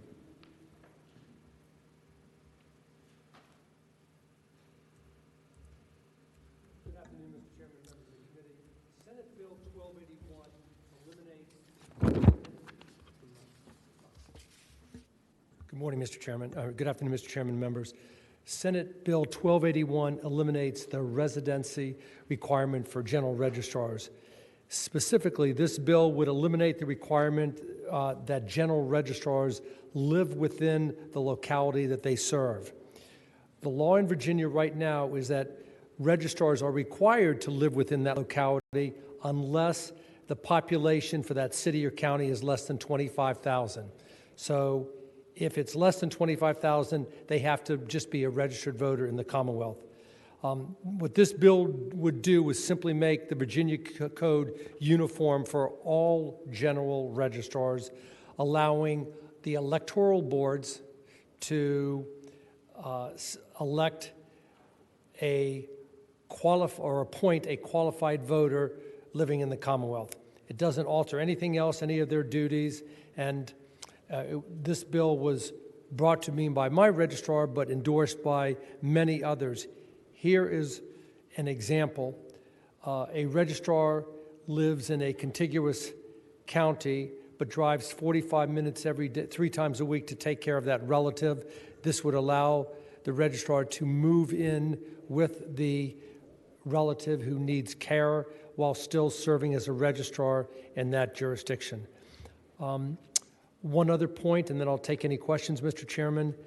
Often in larger jurisdictions, cities or counties, there's a deputy registrar, and another smaller city or smaller county is desirous of getting that person because of their expertise. They don't have that expertise in their locality, and this would allow them to, the electoral board, to appoint that individual even though they don't live within their jurisdiction. I know there's at least 2 people in the queue to speak, and I'll follow your lead, Mr. Chair. No, the bill is pretty straightforward. I was looking around. I thought Senator Mason was at one time on this committee, and he carried a bill. He carried 556 in 2018 that exempted localities, counties and cities with populations of less than 25,000. I just wondered if he had any views on Mr. Chair. Senator McClellan. Senator Mason gave me his proxy and also gave me his concerns with this bill, and you are right. He did put that bill in, and the rationale behind removing the residency requirement for localities that had a population of 25,000 or less was sometimes it's difficult to find someone in the smaller jurisdictions that has the expertise. His concern with this bill would be eliminating the requirement for everyone, everywhere. However, he wanted me to ask the patron if he would be willing to amend the bill so that it would expand the population threshold to 50,000. So if you are in a locality with a population of 50,000 or less, you would eliminate the residency requirement, but he was not comfortable eliminating it altogether. So I ask on his behalf your thoughts on that. Mr. Chair, Senator McClellan, I would be willing to compromise by lifting the residency requirement to 50,000. Sometimes baby steps are necessary. Mr. Chairman. Senator McDougall. Mr. Chairman, initially when I looked at this, it didn't throw up any concerns, and then I started thinking about it as Senator Morsi went through his presentation, and I got a little more concerned because I represent the majority of the jurisdictions that I represent are below 25,000, and even with expanding or currently with that, you could have a person appointed that is not remotely geographically close to the jurisdiction. They could live, instead of 45 minutes away to take care of a sick relative, they could live 5 or 6 hours away taking care of a sick relative. So for me, as I'm thinking about it, there is some benefit to geographic closeness, and at least it's in somewhat of the same community driving it. It is hypothetically possible that you could have somebody, a registrar from one jurisdiction. So it does raise a little bit of concern. That's a good point. I get where you're coming from because most of my localities are less than 25,000 too, but you can also be in one end of Allegheny County and be 45 minutes from the other end. So you already have that problem, and I don't know. It seems to me that if we expand this, we're expressing some faith in our local electoral boards to make the right decision for the communities they represent. Mr. Chairman, could I add a point? Sure, and then Senator McClellan. It covers both your point and the previous speaker's point, and I would tell this. you remember the electoral board has got to appoint that person. That registrar would then would be going to their duty every day in their city or county that they were appointed to. So if they were 6 hours away, Senator McDougal, that wouldn't be practical. And I didn't want to parse this down and say, well, it's got to be from a contiguous county because it might be 2 counties over. So we have to have, as the chair said, some faith in the electoral board that they're going to appoint somebody who's able to practically serve that smaller jurisdiction, as well as that person being willing to serve. Senator McClellan. Thank you, Mr. Chair. I want to move an amendment. I guess you would, on lines 15 to 18, you would unstrike the stricken language. And then on line 16, strike 25,000 and replace with 50,000. Brooks, do you have that? We would just change it from 25 to 50? Yes, Mr. Chairman, we could do that. We'd also need to strike the word Commonwealth on line 18, but if we did, that's fine. Okay, does everybody understand that amendment? And I second that. Okay, the amendment's been made and moved and seconded. All in favor of amending the bill to allow registrars to live in other localities for localities less than 50,000 in population, say aye. Aye. Opposed? No. Okay. 1 no. Mr. Chairman. Senator McDougal. I'm probably going to throw up a vote other than green on this as we continue the conversation. I do think that some restriction on geography, and I don't know what that right thing is, whether it's within certain miles of the jurisdiction or certain multiple jurisdictions away, but I do have a little bit of concern. I know some of my jurisdictions, like King George, the vast majority of people drive somewhere farther north, whether it's Prince William or Fairfax, for work. So the fact of that drive every day, it being the reverse commute, would not be a deterrent to many of those, but that you could have somebody from a jurisdiction that's not similar at all. So I'm just, maybe Senator Morrissey could reflect on that as it moves through the process. As it currently exists, there is no geographical requirement, and perhaps, Mr. Chair, there is, I know, 1 or 2 registrars that are in the queue to speak that might be better equipped to address it. We are, unless there are other questions from the committee for Senator Morrissey. I have one question. I have one also. Just to ask Senator Morrissey, is this, you gave an example of someone caring for a relative, that sort of thing. Is this bill hypothetical in that it would provide for this, or is there an actual person, an actual registrar, an actual situation that we know that it would improve their life if we pass it? The latter. There was an actual registrar who was trying to care for a family member, and that jurisdiction has 33,000. Okay, and to follow up, Mr. Chair, just to ask Senator Morrissey, is that still, are they still in that situation that they would like to move forward and move out? They are still in that situation where they would have to choose between caring for the relative or care or maintaining the job. This person is so well regarded, not just by the electoral board, all 3 reps, but by the folks within the jurisdiction. Thank you. Mr. Chairman? Senator Sproul. Morrison, but regardless of where they live, they still fall under the purview of the electoral board as far as harm or whatever, right? Yes, sir. Nothing changed about that? Doesn't change at all. Okay, thank you. Okay, now we're ready for public comment. 5 minutes, and I want the public to understand we've amended the bill because it's not as it was introduced, and it's limited to localities with fewer than 50,000 residents. I want 5 minutes for the pros, 5 minutes for the cons, please.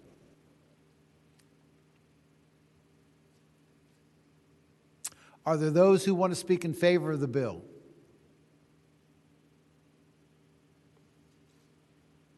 Are there those that want to speak against the bill? Mr. Chair, I think we have two more who want to speak in favor of the bill, who just signed up. Two that want to speak in favor of the bill, okay. Mr. Chairman, this is Allison Robbins with the Voter Registrars Association again. I apologize, I was having some technical issues. We support this legislation. We support our fellow registrar who finds herself in a difficult situation, and we would urge the committee to accept this amendment and to allow our fellow general registrar to care for her family member and retain her job. Thank you. Thank you. Who's next?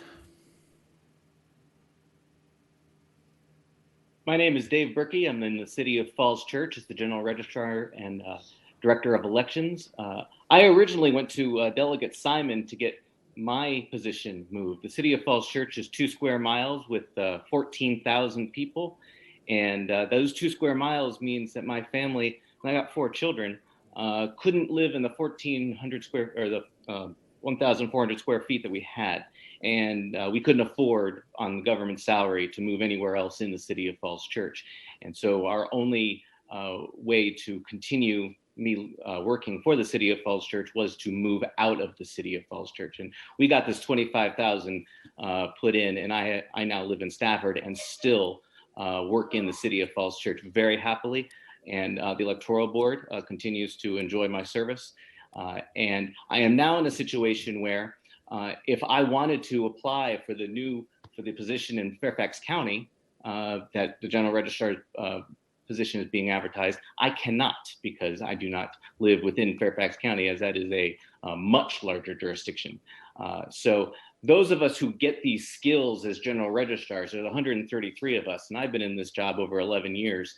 As we develop the skills to be here, we can start moving up the ladder of different jurisdictions. City of Falls Church is small, but I could then work at in a next higher level, and then I could eventually work in Fairfax County. That would make sense, and then still not have to move, because my commute to Falls Church versus my commute to Fairfax County is negligible. So these are things to consider when it comes to population brackets and the registrars. Thank you. Thank you very much. Is there someone else? Yes, Senator Deeds, I may. Okay. Yes, sir. My name is Tracy Howard. I'm Director of Elections for the City of Radford, former President of the Voter Registrars Association of Virginia. Wanted to speak to the bill in its original form. And one of the issues that we have with the bill is it does not work for a larger locality to be able to hire someone from a smaller locality without. In my situation, the Montgomery County Registrar was getting ready to retire. I had 23 years in the job at that point. Because it's a much larger locality than ours, it does not work backwards. They could come to the city of Radford could come to Montgomery County for a registrar. It does not work vice versa. Montgomery County could not come to the city of Radford. So you would for a speak in registrar. favor of the bill as originally introduced, is that correct? Yes, sir, I do, please. Okay. Thank you very much. Mr. Chairman? Are there others in the Senator Spruill? Are there others? Did you have a question? Yeah, Mr. Chairman, a comment. I'm hoping, Mr. Chairman, that we hire these folks what's best for the city. I mean, I'm hoping that for example, and let me use Chesapeake, that's where I live. We hire a person in Chesapeake what's best for Chesapeake. And we hope that we find a nice person that we don't want them to leave and go somewhere else. We have a good registrar in Chesapeake. And I would hate if she would leave and go somewhere else just because as a stepping stone. So they are hard to work for the city of Chesapeake and what's best for us. And hope if it's best for us, it's best for them as well. Not to hire folks for a stepping stone. I understand that. Are there those who would like to speak against this bill? Well, there do not appear to be anybody. There does not appear to be any, but is the bill's before the committee? Mr. Chairman. Form. Mr. Chairman. Yes. Over here. Senator Peake. A question for the patron. And I know it's not the intention. I'm just wondering if we could put in a line that says, no one shall be registrar of more than one jurisdiction. So you can't be a registrar in the jurisdiction you're in, and then the adjoining. Is that covered somewhere else? I don't know if it is or not. Brooks, do you know? Mr. Chairman, I'm not sure off the top of my head, but I can give it a quick look. Mr. Chair. Senator McClellan. So on line 25 of the bill, it says, "No general registrar shall hold any other office by election or appointment while serving as general registrar." And so the I think office of that would registrar count. is an office by appointment. Okay, as long as that's covered, yeah, that was my only issue question. Okay, Mr. Chair? Senator Morrissey, you want to close up? I think so. Do you want me to address Senator Got Peake it. and You Senator got it. McClellan? Senator McClellan's, on line 30, it says by election. If we put in the words by election or by appointment, that might assuage Senator Peake's concern about somebody holding two appointments as two registrars in two different jurisdictions. I haven't heard that issue rise before, but it's not fatal to my bill. It's up to the body. And I think it's already there, isn't it? It's there on line 25. It's already there. It's already there. That's what Senator oh, McClellan yeah. was pointing I out. was looking at line, yeah. Yeah, I withdraw my question. I think that was what Senator McClellan was pointing out in the first place. Yes. Okay, the bill is before the committee in its amended form. Move the report as amended. Got a motion and a second. Are there further motions or further discussion? If not, open the roll, please. Senator Vogel, how do you wish to vote? Senator Vogel votes aye.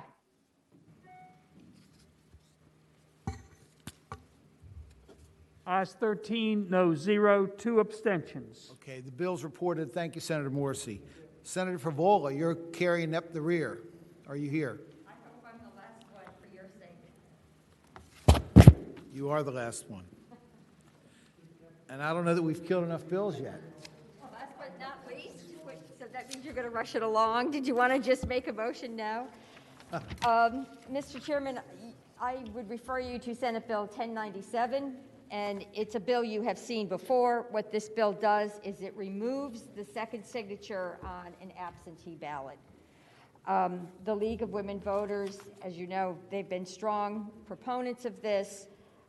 Studies have been done that having that additional signature actually is a barrier. There are many, many people across the Commonwealth. In fact, 25% of Virginians 18 years of age or older live alone. And we have pockets of minority communities, those with disabilities, those in rural communities, where actually getting a signature is a barrier. And there are some actual civil liberties groups that talk about the fact you should have privacy when you're voting, and when you go into a voting booth, you certainly don't have anybody standing with you or standing near you, and to have that need to watch, to have somebody watch you sign an absentee ballot is really not necessary, and in some respects, some analysts believe an invasion of privacy. Lastly, I will just say the most important thing is the voter fraud prevention language will remain in the code. An individual would have to, swear he or she is, or sign a statement after they sign their signature, making it clear that they are who they say they are. If in fact the person makes a false statement, they would be guilty of a Class 5 felony. Lastly, Virginia is only one of 8 states that actually still has this second signature. So with those remarks, I just ask that the bill. Okay, the bill is fairly straightforward, and we have seen it before. Are there questions of Senator Favola from the committee? Move the report. No, well, we need to hear public comment first. Mr. Chairman, Senator McDougal. I don't have a question, but I want to make a statement at the appropriate time. Well, if you want to wait till after public comment, that's fine. Okay. Public comment, we'll have 5 minutes for the pros and 5 minutes for the cons. If you want to open up the public comment. Hi, this is Deb Wake. I'm president of the League of Women Voters of Virginia. We have brought litigation several times to protect voters against this barrier. I would stress that in order to receive an absentee ballot, a voter must do several things to prove their identity, including providing their name, birth date, social security number, and locality. The applicant, whether online or paper, must acknowledge they are who they say they are under penalty of law. The ballot arrives at the address where the voter had registered, which is a separate process and another means for the Department of Elections to confirm the voter is who they represent themselves to be. When the voter signs envelope B for returning their ballot, they testify by signing that they do so under penalty of law. The penalty for both the application and the return of ballot is a Class 5 felony punishable by 1 to 10 years in prison. We see this extra requirement as an unnecessary barrier. The League would urge you to support SB 1097. Thank you. Okay, thank you very much. Next. Hi, this is Michelle Cantor-Cohen from Fair Election Center, and we also support this bill.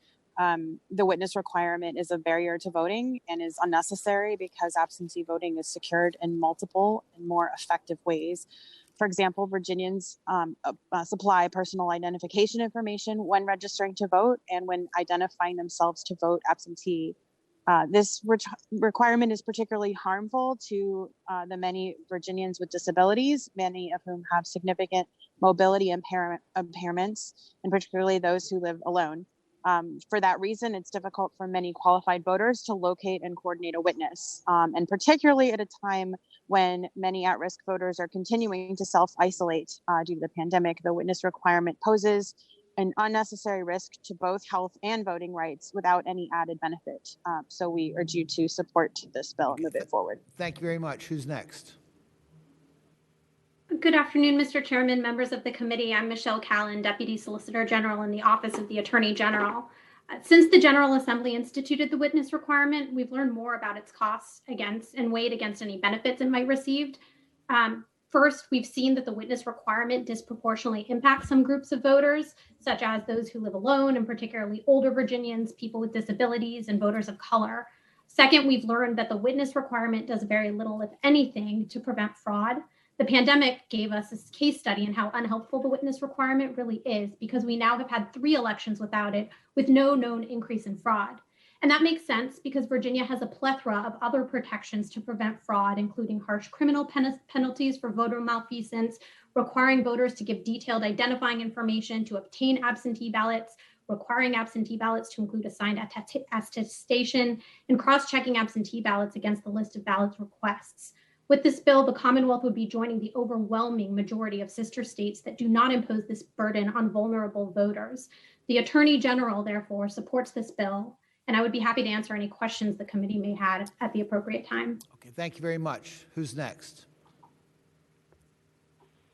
Mr. Chair, members of the committee, Tram Nguyen with New Virginia Majority. In the interest of time, I will just say that we strongly support this bill. Thank you. Thank you very much. Who's next?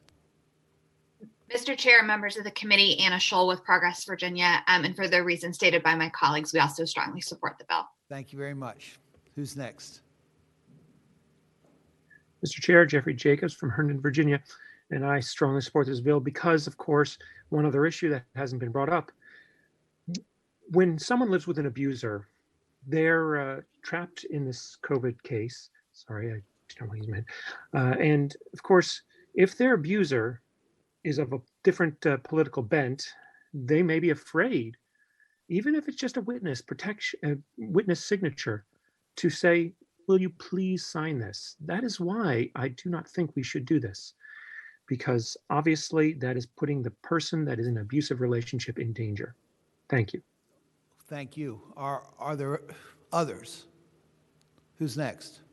Hi, Chairman. My name is Jenny Glass. I represent the ACLU of Virginia as their Director of Advocacy. I won't repeat any of the number of reasons that we also echo in support of this bill, other than to say witness signatures requirements don't exist in 39 states. And that is for a very good reason. They do very little to actually provide any additional security or any safeguards against voter fraud.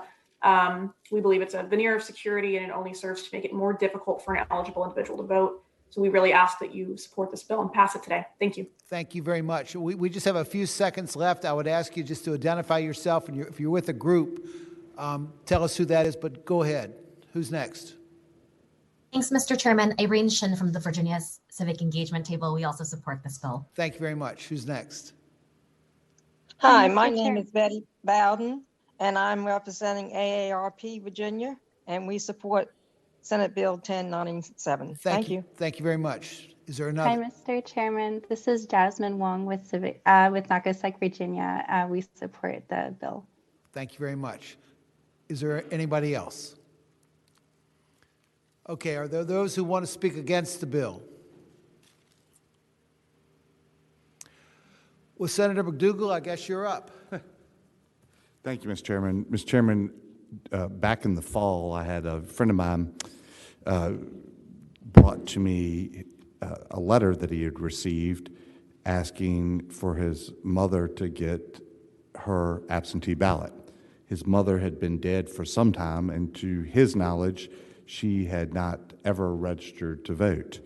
He, instead of just sending the form back in and getting the absentee ballot, which could have easily happened, he contacted the department, and they said, well, you should have notified us that she died in order to be stricken from the rolls. And it took some effort for them to even acknowledge her passing. So I guess the point of that story is, as much as we try to bring in security, we do have, when you go to the polls or you go to the registrar to vote, there is some greater security by being there and getting a witness signature, just like we do for self-proving wills or other documents that we have of higher importance, is another step in that security and protection, making sure that individuals have more confidence in the system. Okay, thank you very much. Do you want to close it up? I can respond. Thank you, Mr. Chairman. I appreciate your comment, Senator McDougal. Mr. Chairman, actually the Heritage Foundation studied Oregon, which has had a complete mail-in voting system for quite some time. And this was a recent study. They looked at 15 million ballots and only found 14 cases of attempted fraud in their entire voting system. So I appreciate the fact there are situations that Senator McDougal pointed out, but there is no evidence to suggest that there would be any kind of massive fraud on a large scale for a mail-in ballot or to remove this second signature. So I think this is the right thing to do. I think empowering people to vote is a good thing, strengthens our democracy. I would respectfully ask that the committee pass this bill. Okay, the bill is before the committee. Are there further things people want to say, or are there motions? Second. Got a motion and a second. Are there other motions or further discussion? If not, please open the roll.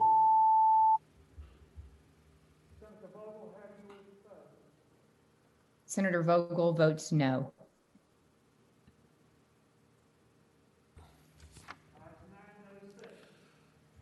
Ayes 9, no 6, the bill's reported. I think that was the last bill on the docket, so we are adjourned. Thank you. Thank you.